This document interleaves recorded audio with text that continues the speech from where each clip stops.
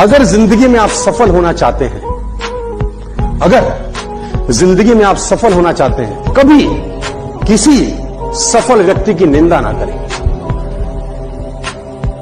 अगर आप जिंदगी में सक्सेसफुल होना चाहते हैं ना, तो कभी किसी सक्सेसफुल आदमी की निंदा मत करना। सक्सेसफुल आदमी की निंदा नहीं हो रही होती, निंदा सफलता की हो रही होती है, और वो सफलता देख रही होती है कि साला निंदनीय काम कर रहा है, इसके पास जाने का कोई अधिकार नहीं।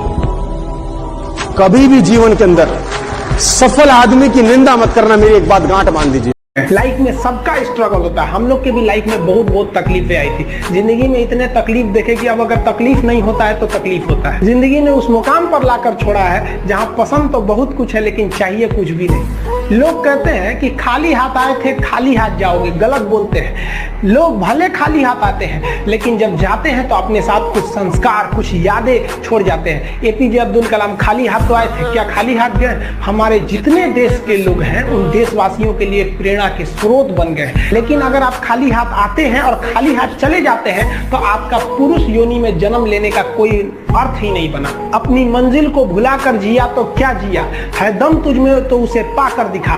लिख दे खून से अपनी कामयाबी की कहानी और बोल उस किस्मत को कि है दम तो मिटा के दिखा।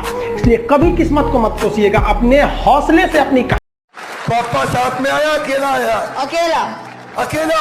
कितने साल का है भाई? 12 साल का। कुर्सी पे खड़े हो भाई।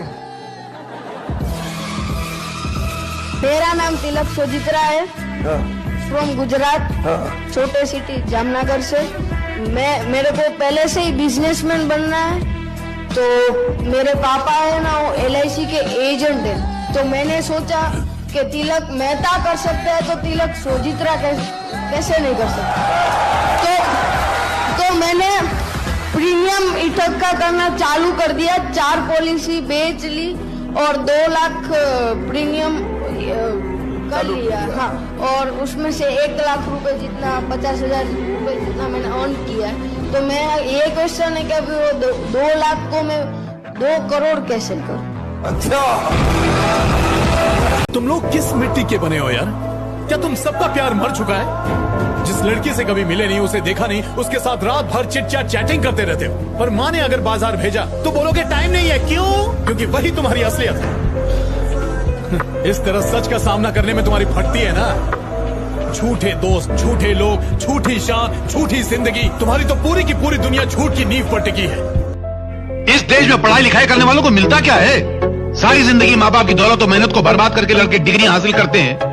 उसके बाद नौकरी के लिए ठोकरें खाते फिरते हैं। आधी जिंदगी पढ़ाई में गुजर जाती है, आधी जिंदगी ठोकरें खाने में गुजर जाती है। तो क्या फायदा ऐसा पढ़ाई हासिल करके? उल्टा पढ़ाई लिखाई हासिल करने के बाद मेहनत मजदूरी करते हुए शर्म आती है, क्योंकि दिमाग की दीवार पर डिग्री की छाप लग जाती है। बेटा, तुम जिंदगी में कितनी कड़ी मेहनत कर रहे हो, ये बात इतनी मायने नहीं रखती जितनी ये बात मायने रखती है कि तुम जिंदगी में खुश कितने हो। जिंदगी में कौन कितना दुखी है, इससे किसी को फर्क नहीं पड़ता। वक्त भी बदल जाता है, हालात भी सुधर जाता है। वक्त भी बदल जाता है, हालात भी सुधर जाता है। भले ही कुछ पल तकलीफों में गुजरते हैं, लेकिन जो तकलीफों में जीना सीख ले वही एक दिन इतिहास रच जाता है। यूं ही नहीं कहते हैं, न दौलत काम देगी न शोहरत काम देगी, न दौलत काम देगी न शोहरत काम देगी। अपनी जवानी और बाप की कमाई पे घमंड न करना है दोस्त। एक न एक दिन तो जल के राख और मिट्टी में दफन होना ही है। तो बची हुई जिंदगी हंसी खुशी बिताने में क्या जाता है।